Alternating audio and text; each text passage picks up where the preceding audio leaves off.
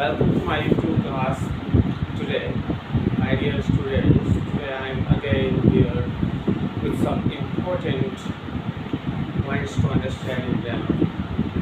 अब क्या है, आपको एक नई चीज़ हम आज बताएंगे जो कि कॉम्पिटिटिव एग्जामिनेशन के पॉइंट ऑफ व्यू से बहुत इम्पोर्टेंट है और उसमें अक्सर लोग गलतियाँ करते हैं। तो वो है यूज़ ऑफ बट।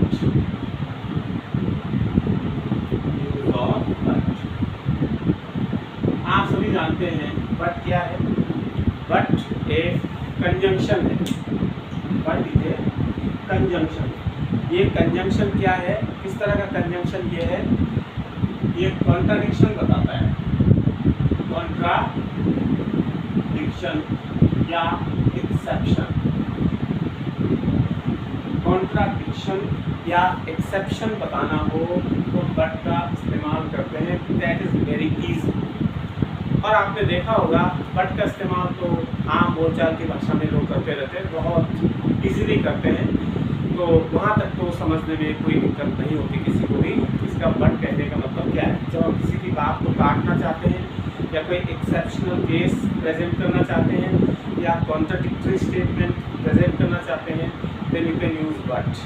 लेकिन उससे आगे बढ़कर सबसे इम्पोर्टेंट चीज़ आज क्या है बट के बारे में, वो हम बताने जा रहे हैं। देखिए, but can also be used as a relative pronoun. तो बट का इस्तेमाल एज ए रिलेटिव प्रोनाउन कैसे होता है। But as a relative pronoun, as a relative pronoun. अब समझिए अब क्या है बट का यूज रिलेटिव प्रोनाउन में कैसे होता है। अगर एक नेगेटिव के साथ बट आता है, नेगेटिव तो सेंस होता ही है इसमें, लेकिन एक नेगेटिव के साथ बट का इस्तेमाल अगर हम करें, जैसे no, not, not, nothing, no, not, not, nothing, इनके साथ अगर बट का इस्तेमाल हो जाए, कैसे, no but, not but, non but, nothing but, तो इसका मीनिंग चेंज हो जाता है। नॉर्मल सेंस में जो आप समझते आए हैं वो इसका मीनिंग नहीं होगा। तो याद रखना, अगर इसके बाद ये बट आता है, इसका मीनिंग या तो होता है वुड नॉट या होगा that not, would not, that not. Sentence के हिसाब से आप बनाएंगे, who does not भी हो सकता है, who did not भी हो सकता है, who do not भी हो सकता है as per sense। यहाँ पे that did not हो सकता है, that does not हो सकता है, that do not हो सकता है as per sense। तो आप देखो, अगर no, not, none, nothing के बाद बट आता है तो इसका मतलब होता है who not या that not। बस इतना आपने समझना है। तो इसके लिए मैं आपको एक सेंटेंस बना के दे रहा हूँ, वो है, तो इसमें जो सबसे बढ़िया सेंटेंस मैं देता हूँ आपको वो है, पहला सेंटेंस आप समझ, here was non,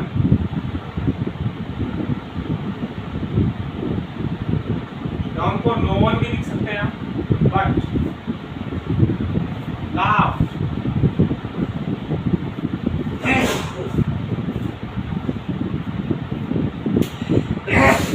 here was no one but laughed to see, here was no one but laughed to see the fun। देखिए, here was none but laughed to see the fun, ये आ गया। Non के बाद but आ गया। Case क्या है हमारा, तो मैंने ऊपर बताया, नो, नॉट, नन, नथिंग के बाद अगर बट आता है तो इसका मतलब who not या that not हो जाता है। तो अब आप खुद समझ जाएंगे, here was none but, इसका मतलब होगा who did not, क्योंकि पास्ट में चल रहा है इसलिए who did not। इसका क्या मतलब हो जाएगा, who did not। तो सेंटेंस कैसे बनेगा, सेंटेंस बनेगा, देखो, here was none who did not,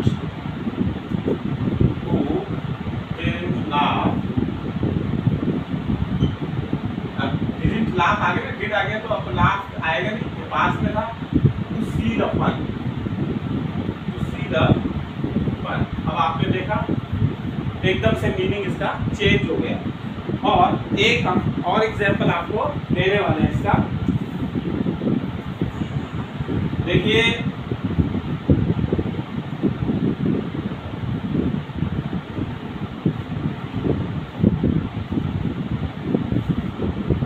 अगर मैं ऐसे बनाऊं, देयर इज नो बर्ड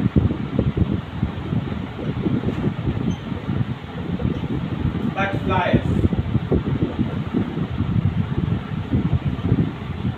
देखो बहुत ही कंफ्यूजिंग है। There is no bird but, आपको ये देखना है कि नो बट आ गया ना, इनमें से नो नॉट नॉन नथिंग के बाद बट आ जाए तो एकदम से नॉर्मली जो आप सोचते हैं वो नहीं है।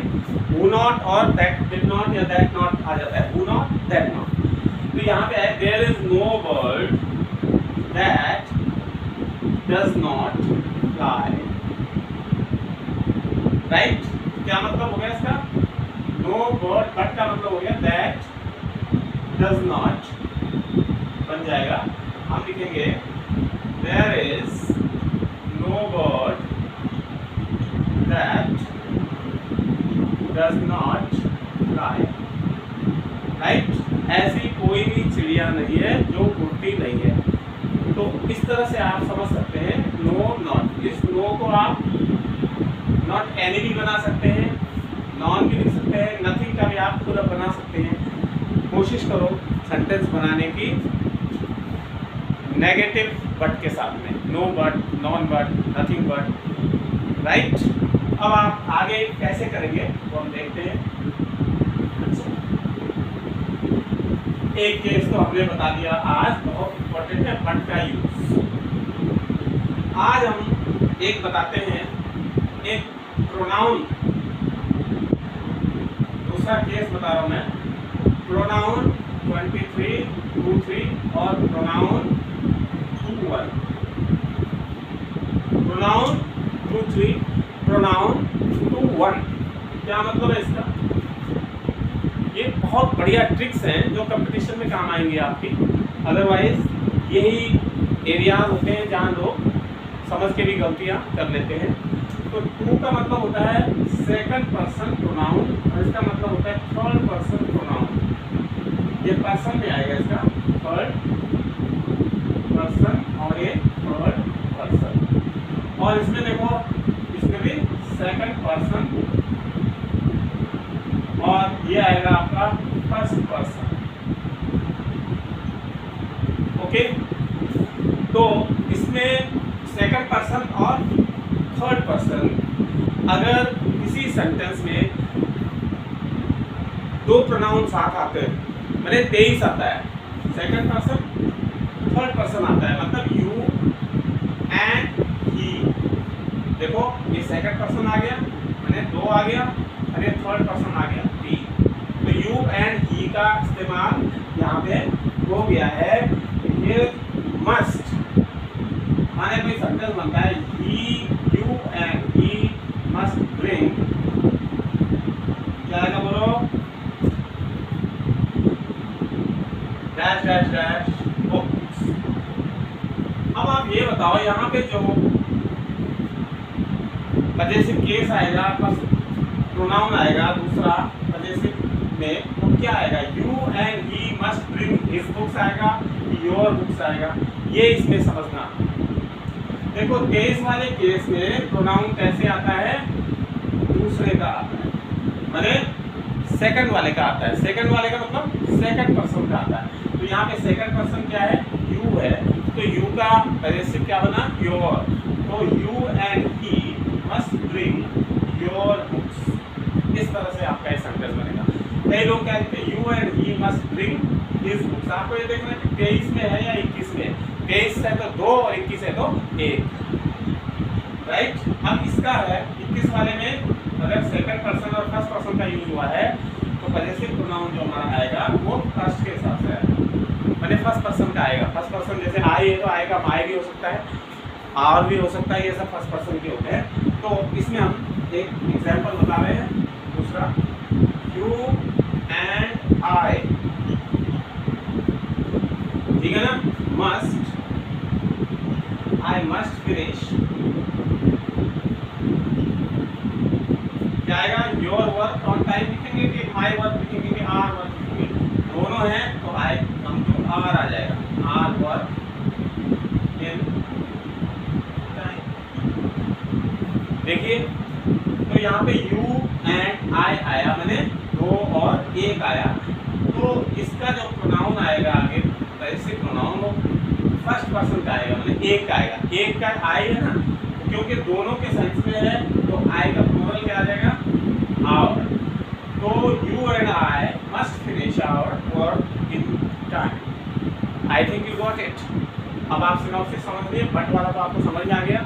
नेगेटिव बट से बोलते हैं नो, नॉट, नथिंग, नॉन के साथ आए तो उसका मतलब वो नॉट, दैट नॉट। और अगर 23 और 21 का प्रोनाउन है तो 23 का केस है तो दो का प्रोनाउन आएगा और इसके साथ दो के हिसाब से आएगा, और 21 का है एक के हिसाब से आएगा। This is how you can differentiate and come out better, right.